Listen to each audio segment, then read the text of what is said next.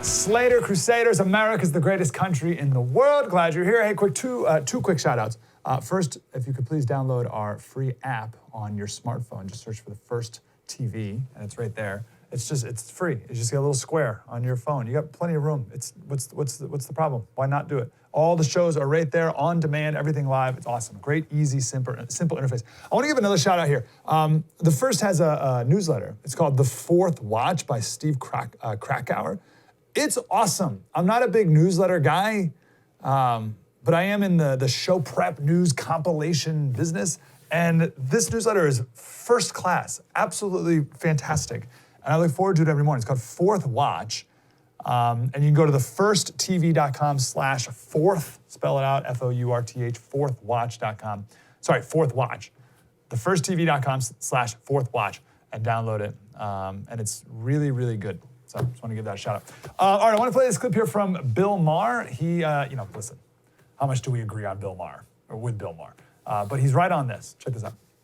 And finally, new rule, the next time we have a worldwide pandemic, we have to come up with a better solution than everyone becomes Howie Mandel. You know Howie, I know Howie. Who doesn't love Howie? The world's most famous germaphobe who was social distancing before it was cool. Well, now, of course, everybody's making the joke that Howie Mandel had it right all along. No, Howie would be the first to tell you he has a disease, OCD, that f***s up your life. He can't touch a doorknob or wear shoes with laces because they might touch the ground. When he excuses himself to go to the bathroom, it's to clean it. No wonder he says, it was always a curse. That behavior didn't allow me to date or go out with anybody when I was young or really even have friends. He also said, I'm always on the verge of death in my head. I worry that the past 2 months of quarantine have given people the idea that the way for humans to win our million-year war with microbes is to avoid them completely. And I'm here to tell you, you can't. The key to beating COVID isn't dining through glass or never going to a concert or a ball game again. It's your immune system. So, of course, he makes the point that's just the giant asterisk whenever we have these conversations is that, of course, we need to protect more vulnerable people who don't have a strong enough immune system. But being scared of your own hands can't become the new normal. He said that when Howard Hughes, in his later years, was urinating in jars and wearing Kleenex boxes for shoes, we pitied Howard Hughes because it was pitiful. And this is the key line. He said, we're solving the problem from the wrong end. You can't sanitize the universe. You can't sanitize everything. You can't stop all viruses or bacteria and keep it away from you at all times. Impossible. We did a segment a while back. We may have to do it again, actually, because it's super, just mind-blowing facts about viruses. You are constantly inhaling and exhaling viruses nonstop. Billions of virus particles every second, every breath. You are breathing in virus particles all the time. You are infected with viruses in utero.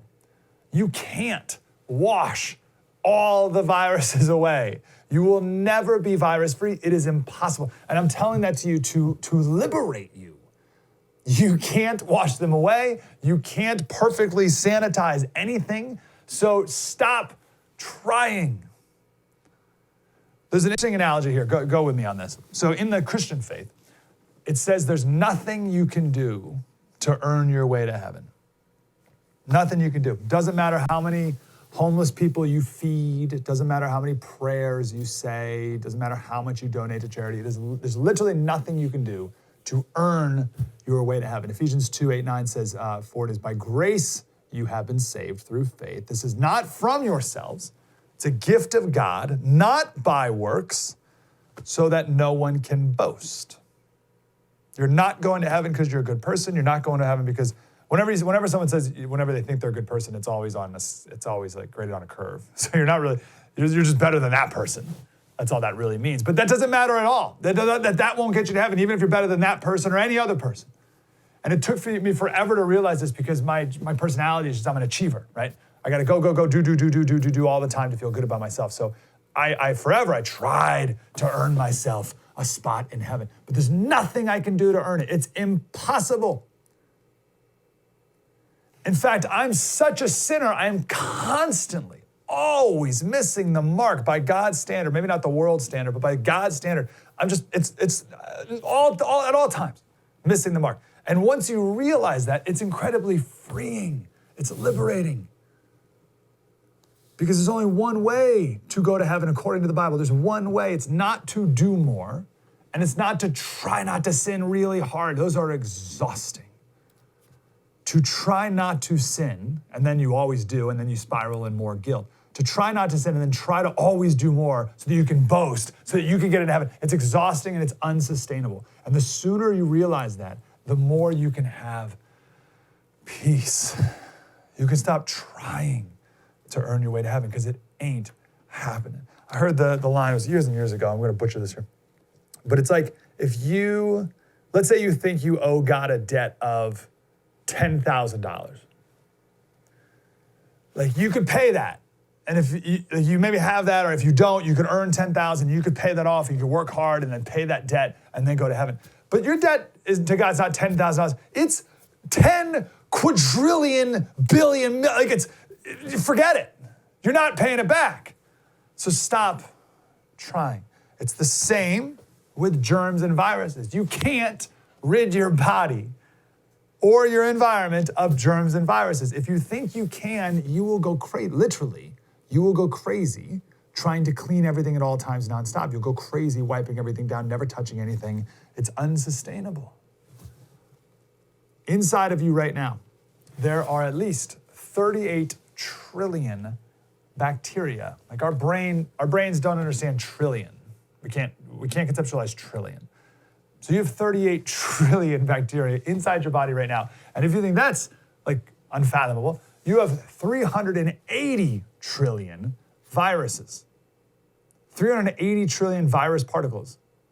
So the sooner you can just give up on it, just like let it go, you're never gonna get rid of all the virus particles, and instead direct that attention to where you can find peace, the better off we'll be.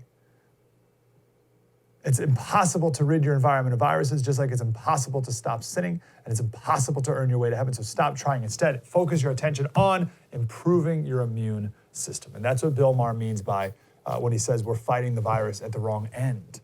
We're trying to stop viruses, but instead we need to, need to strengthen our immune system. Now listen, of course, you're like, well, Slater says you shouldn't wash your hands. No, wash your hands. Wear the mask, do the basic, simple stuff. But beyond that, we need to come out on the other side and also focus on strengthening our immune system. We need more sleep. You need to eat better. You need to exercise. You need to lose weight. Get your blood pressure in line. San Diego County, the #1 comorbidity of deaths in San Diego County is high blood pressure. So you got to get your blood pressure together. Stop eating so much sugar. Stop eating so much processed foods. You got to get stronger. Your immune system needs to get stronger. And if you're getting older, your immune system is going to get weaker, so keep your immune system as strong as you possibly can. Your body is in a constant state of war at all times. There are viruses in your blood, your skin cells, your lungs, you name it, everywhere, all the time. You can't rid your body of viruses. So instead, let's make our immune system army stronger. That's a much better approach, I feel. This is not medical advice, but if you have kids, you can relate to this. The first kid you have, you try and prevent that kid from touching anything and from anyone touching your kid, right? Wash your hands. Don't that fell on the floor. Don't touch that. Clean that. Sanitize that. Wipe everything down nonstop all the time. Second kid, we're on our third kid now. Pacifier falls on the ground at the zoo. You're like, whatever. Maybe you brush it off. Like maybe if the kid's lucky, you'll wipe it off with something, some dirty rag. Or you put it back in your kid's mouth. Like, whatever, kid's fine. Not only is the kid fine, there's an argument to be made that makes your kid stronger. makes their immune system stronger. Now, listen, I'm not saying you should go to the zoo and have your kid lick the ground, right? Right? This is all within reason here. And this also is not a perfect parallel because this is a new virus in humans. We don't know everything, et cetera, blah, blah, blah, blah. And people with immune systems, again, I'll do the asterisks again, people with weaker immune systems who are older need to have a different calculus to this threat than others. But not all of us need the same calculus. And you know what helps maybe the most with your immune system? Vitamin D. Where do you get vitamin D? The sun. Go outside. Go outside, get some fresh air, and get some sun. Now be smart, be sensible, be reasonable, be kind, be thoughtful to others. But I don't think we need to live like Howard Hughes or Howie Mandel. Not most people. We certainly don't need to be living in fear anymore. Coming up, we have a guest next. I want to talk a little more about the virus and the economic angles of it. And then we're going to talk with David Reaboi, because I'll just be honest here. I have not had the bandwidth to follow any of the Flynn stuff. I know nothing.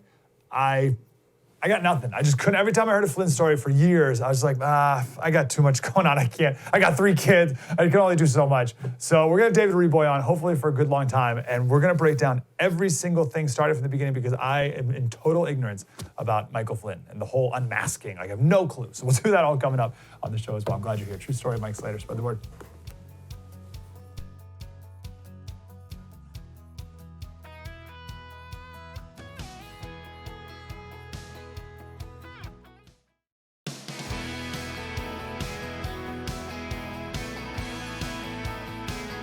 Hey, Slater Crusaders, I'm grateful for our next guest. Wrote 2 wonderful articles recently, and I read them both, and I said, I'd love it if we could chat more about them with him. And here he is, Steve Horowitz. He's a distinguished professor of free enterprise at Ball State University. Mr. Horowitz, how are you, sir?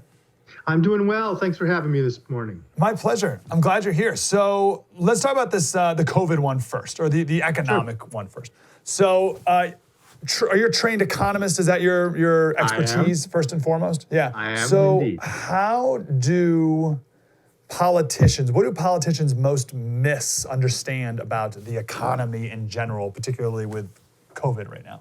Yeah, I think the thing that they miss is that they think they are in charge, and they're wrong. I think that they miss the ways in which the economy is a network of choices that individuals make, and that the choices that individuals make are going to determine how economies operate.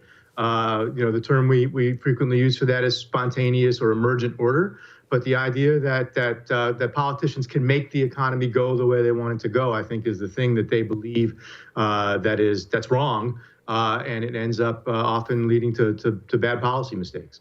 Yeah, you're right. There's an interesting perspective going on that politicians shut down the economy, and they're the ones who are going to decide when it's going to open up again. But you say there's evidence that it wasn't politicians who originally shut it down. It was people making decisions, right? What's your evidence there? Yeah, well, there's been some recent work that sort of looked at the decline in economic activity and sort of closing of gyms and schools and all that. And much of it in most states preceded the lockdown orders, preceded government stepping in and saying you had to. And so people were already recognizing that this was a serious enough situation that they had to take some precautions. And so I think we're going to see the other way, right? As we open back up, you can, as I say in that op-ed, you can open the cage door, but that doesn't mean the animal's going to come out, right? You can say we're open for business, but people aren't going to restart the economy, aren't going to engage in economic activity until they feel sufficiently safe, until businesses persuade them that going out to dinner is worth it, right? Is the risk is worth it. So I think that's the key here, right? That what will determine when the economy gets going again is people's decisions, the public's decisions about whether they feel safe.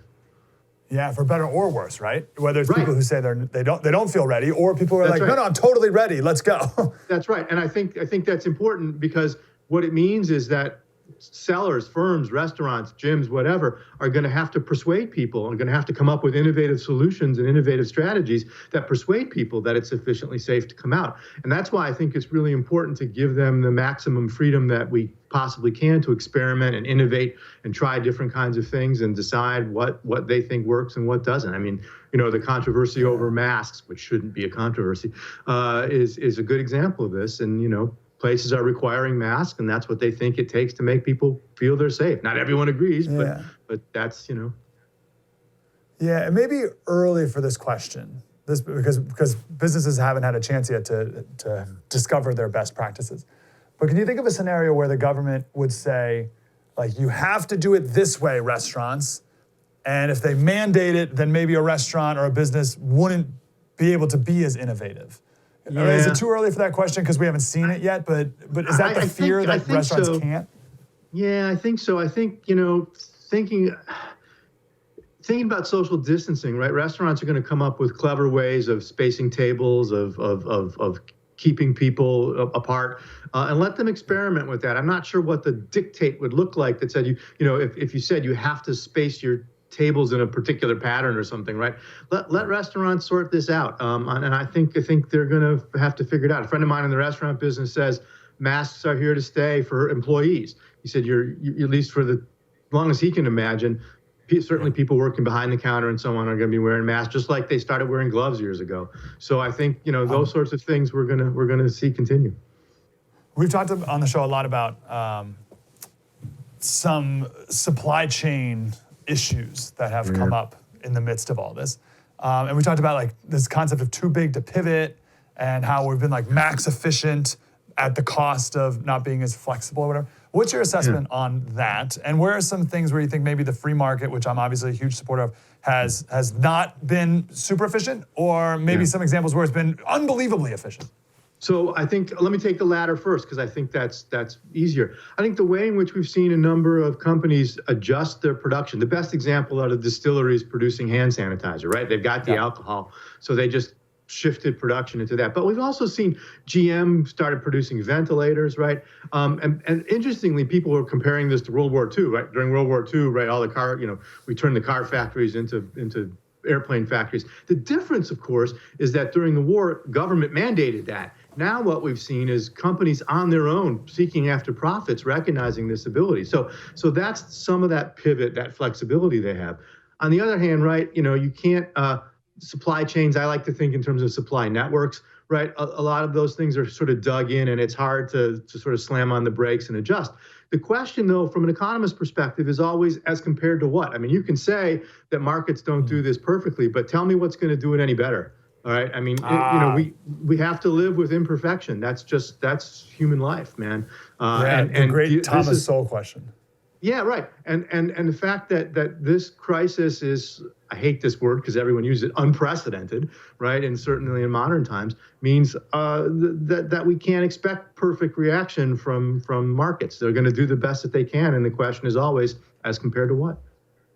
Yeah, that's so good. And I've been thinking about timeframes too. I mean, it's so easy for me in the midst of it to say, hey, yeast companies or Lysol or whatever, why aren't you making more of this, you idiots? But give them a week, right? Or a month even, heaven forbid.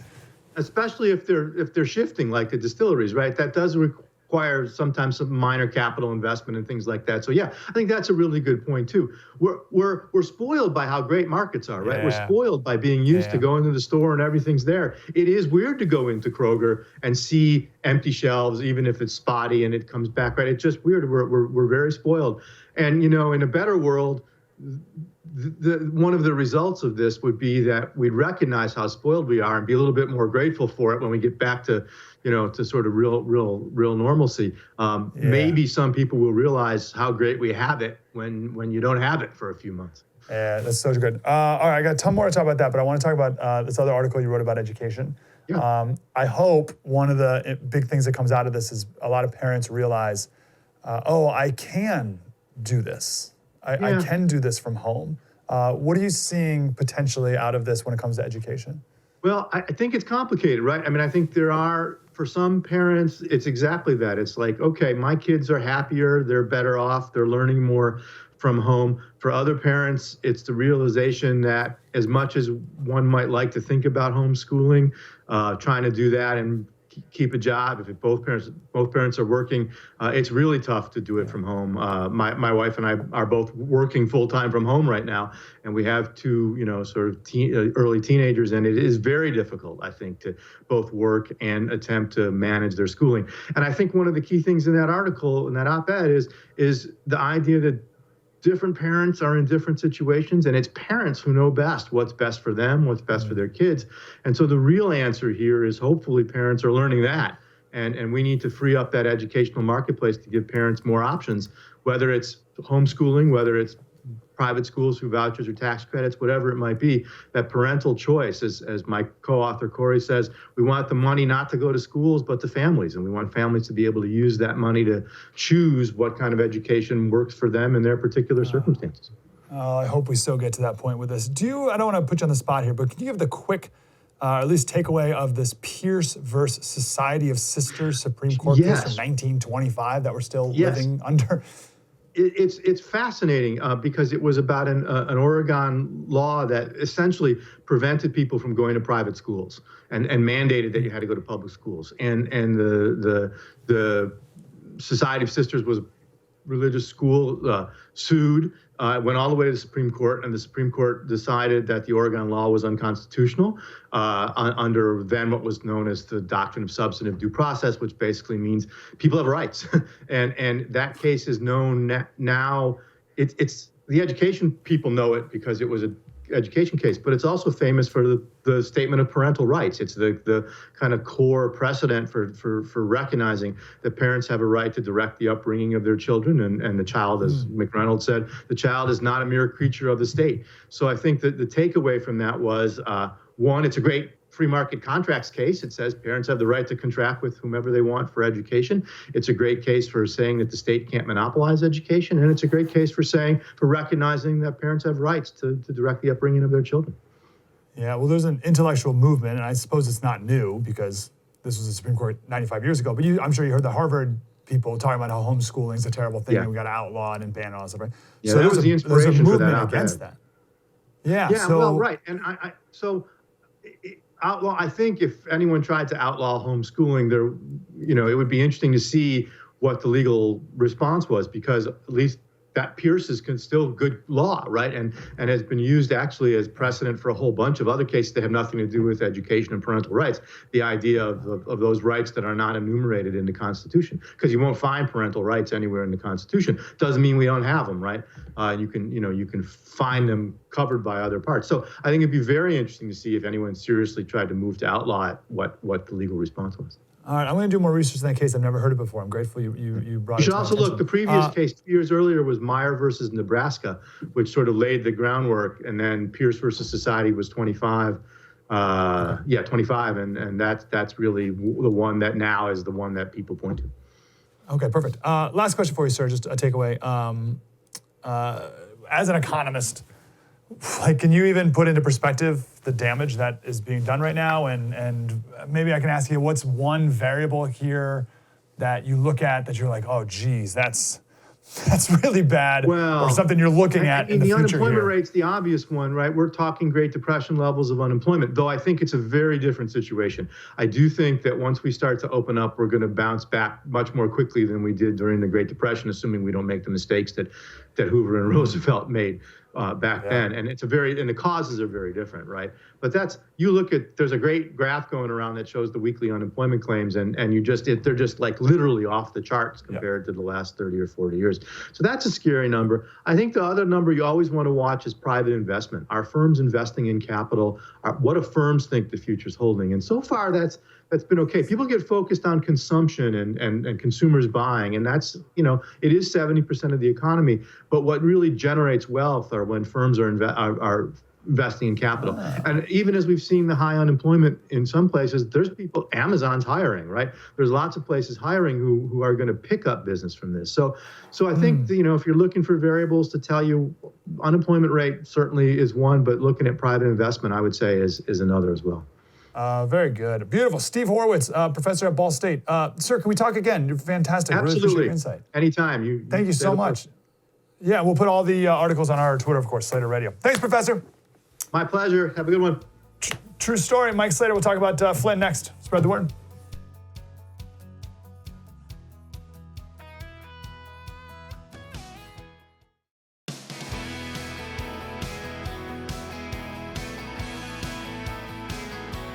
Hey, Slater Crusaders. So I'll admit, I don't know when I made this decision, but it was a while back, and I only have so much bandwidth and I said, I can't follow the Michael Flynn story. I just can't. We have so many other things going on. I can't do it all. So I've completely ignored it, and it's popped back up again, and I feel like I should know things now. So we reached out to our friend David Reaboi, national security analyst, who's going to help me, and I don't know, maybe you're in the same boat as I am. We'll kind of walk through this and understand a little bit of what's going on. Mr. Reaboi, how are you, sir? Good. How are you doing? Glad you're here. So Yes. I'm grateful to you for helping me get this, because like I said, I've ignored it all. So I don't even know where the beginning is. Maybe just, can you tell us Michael Flynn? Who's Michael Flynn? What's his deal? So Michael Flynn is a retired three-star general who was he used to run the Defense Intelligence Agency.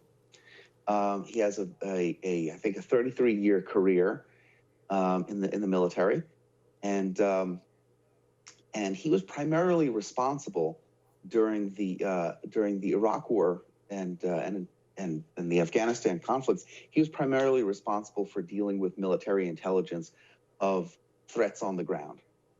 That was his job over there.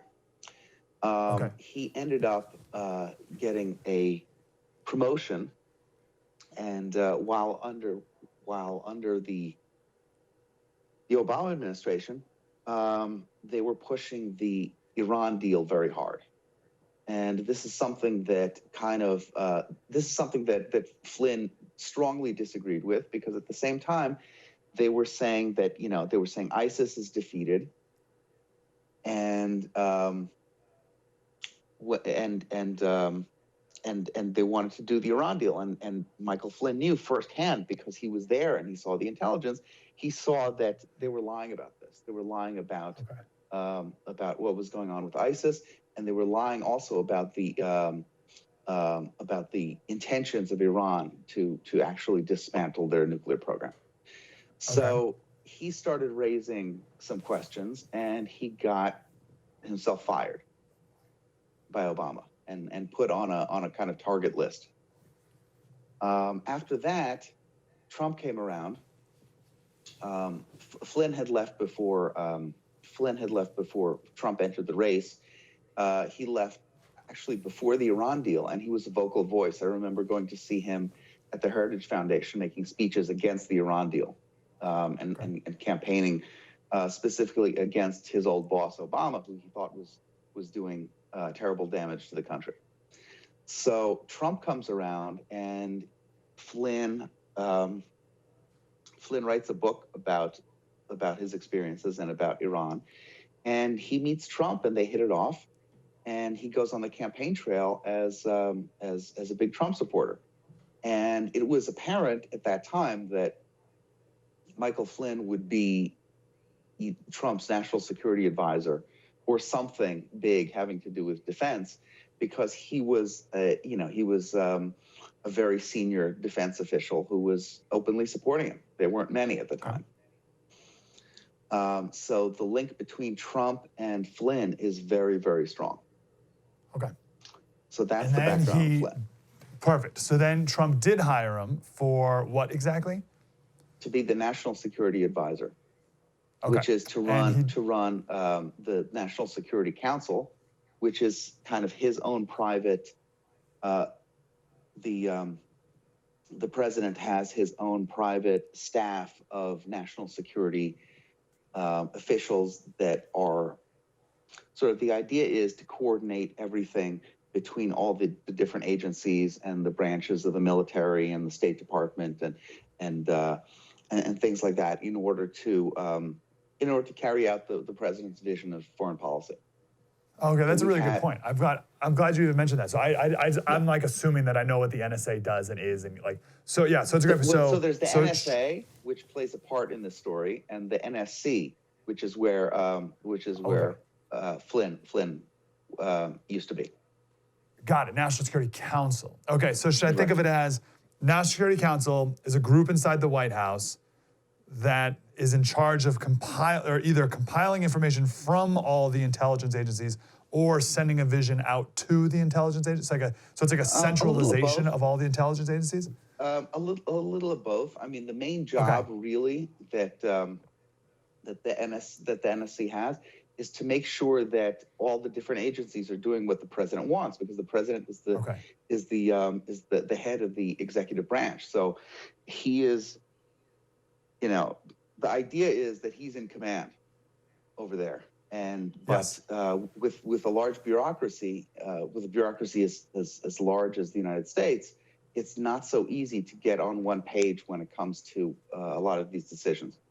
Sure, So especially because you got a bunch of career people who have been there for a long time. Okay. Yeah, and the NSC is not confirmable. The Congress doesn't have to confirm the head of the NSC. Yep. Okay. So great background. So let's bring us to the next step. What happened next? Maybe we should start like when he got fired. Is that kind of the next step of the story, or when he the left? next step is going back around the same time period. So around the same time that this was going on, the campaign was going on. I'm not sure if you know about the narrative that was creeping into the media, which is that Donald Trump is an agent of Russia. Yes. Right? It ended up being a fake narrative created by Fusion GPS and the Hillary campaign. And so they couldn't really establish that Donald Trump is an agent of Russia with facts. You know, they didn't have the smoking gun. They had all this, you know, nonsense BS stuff about hotel rooms and what have you, but they didn't have anything concrete. So in order to do that, they said, well, we're going to have to build a constellation of people who are close to Trump who have links to Russia, or maybe links to Russia that we can manufacture. Who's they? This is the Hillary campaign. This is Fusion GPS. This is Christopher Steele. And increasingly, this is people like John Brennan and some folks in the FBI. Okay, so they needed to make him guilty by association, if you will. Yeah, they needed to show that that the Russia allegation is real, even though it isn't. But they needed to show it's real, and they wanted to say, hey, here's Michael Flynn, who we used to call Moscow Mike, who has this big part in the Russia conspiracy. Okay. So did they prove that, or what did they do to show that? What did they do to Flynn? What did they do to Flynn to prove his connection to Russia? So they did a couple things. The biggest thing they did, which is the most ridiculous, allegation, was, they spread stuff in the press. For example, they said that, he met a Russian woman at a dinner once, and they had a liaison. Well, it turns out it's completely wrong. I know the Russian woman they pegged, and it was a fake story from top to bottom. Then they alleged that obviously he's compromised by the Russians because he attended a dinner, like a big, they call them rubber chicken dinners, in public, and he was seated at the same table as Vladimir Putin. He was flown out to Moscow to do basically to appear at an event, and that's not proof of anything. So what they really wanted to do at this point is they wanted to really, really nail him to a wall. And they must have been successful though, because he ended up leaving, right? Right. Well, so we're going to get to that.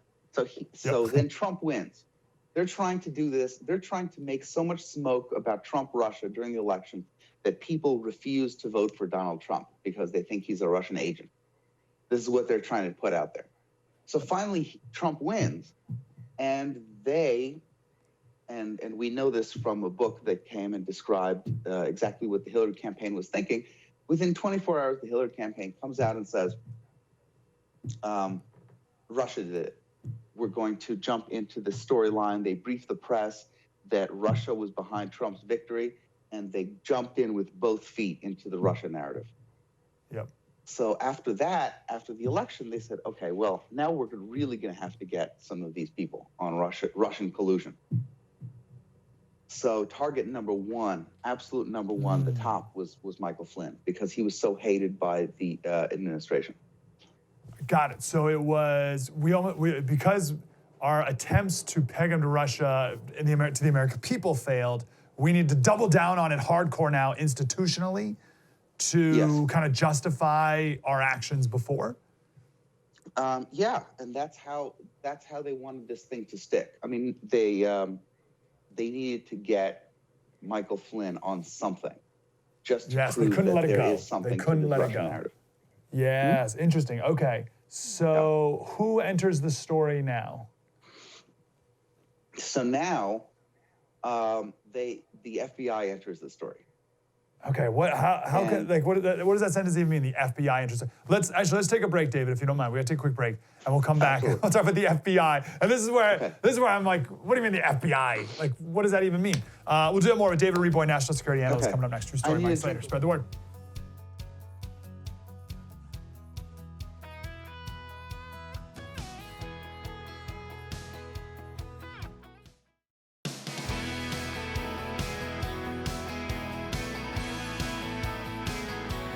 Hey, Slater Crusaders. All right, we're getting caught up on the whole Flynn unmasking Obamagate stuff that I haven't been able to pay any attention to with David Reaboi, national security analyst. Okay, David, you've done a great job so far. I'm totally tracking. I got the players involved, and you say now the FBI enters. What does that mean, and what do they do? Okay, so now the FBI enters, and I mean they've been in the story the whole time, in some ways, because they've been taking the information that is coming in the media. They're watching the media. And to step back for a second, this whole Russia nonsense is like a self-licking ice cream cone. Fusion GPS, or the Hillary campaign, political operatives, let's say, for the Democrats, are putting stories in the press about, so-and-so is connected this way to Russia, this person is connected to Russia in this way. You have a story that the Trump Tower server is, connects to a Russian site every night, which ended up being completely debunked. Of course. So you have all these stories coming out, and the public the Democrat public is getting into it. They're starting to believe it. But not only that, the Democrat partisans at the FBI are believing it, and they're saying, "Oh shucks, man, we got to look into this." So the fake stories in the press feed into the FBI doing their analysis, and their analysis is reflecting the fake stuff that comes out, and then the FBI will leak back to the press, and the press will write an article saying, "Wow, the FBI is really taking this Russia stuff seriously." Wow, interesting.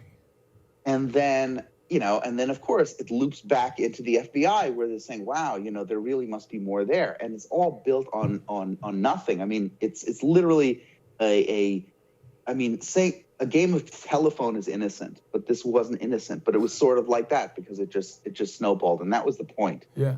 Okay. That was the point of this thing. What did the FBI find, or whatever? The FBI is involved, and the FBI.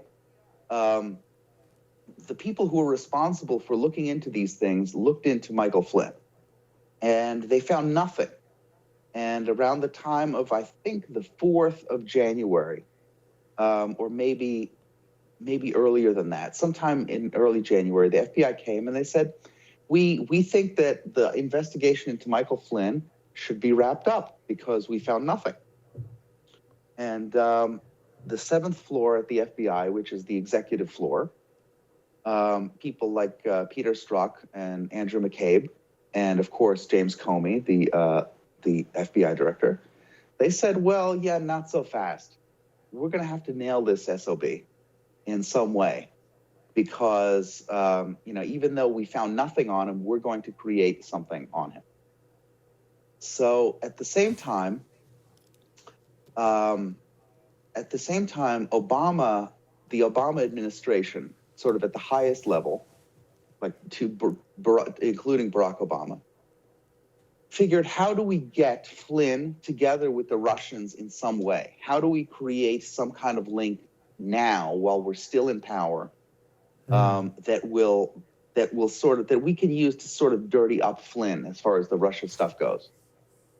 And they said, hey, why don't we expel a bunch of Russian intelligence operatives that we know are, hanging around in the United States. I think mostly in San Francisco, and I think in Virginia or Maryland somewhere.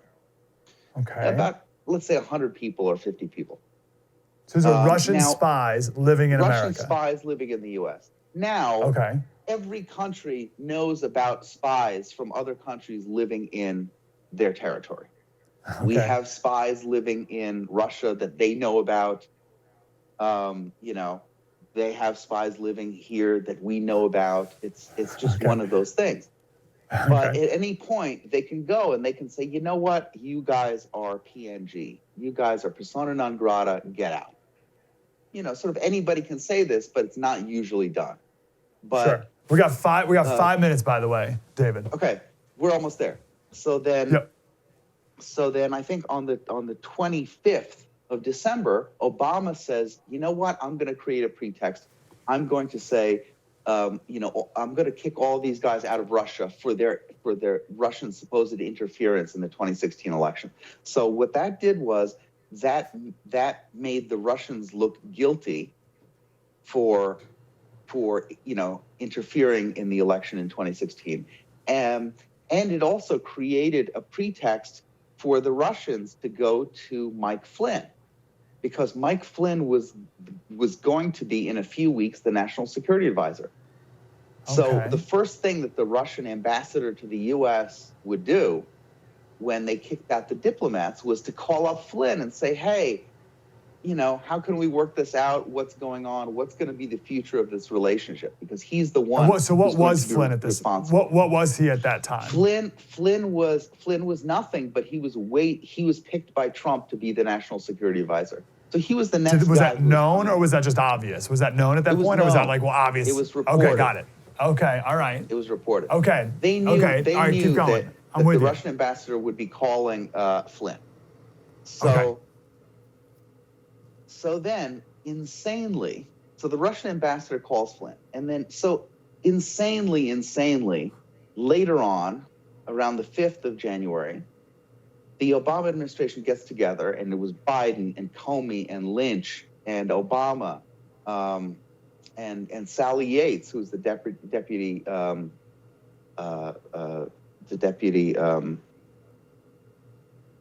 of the DOJ. They get together and they decide, you know what, we're going to go after Michael Flynn for the Logan Act. Now, the Logan Act is something is some legislation from I think from the late 1700s.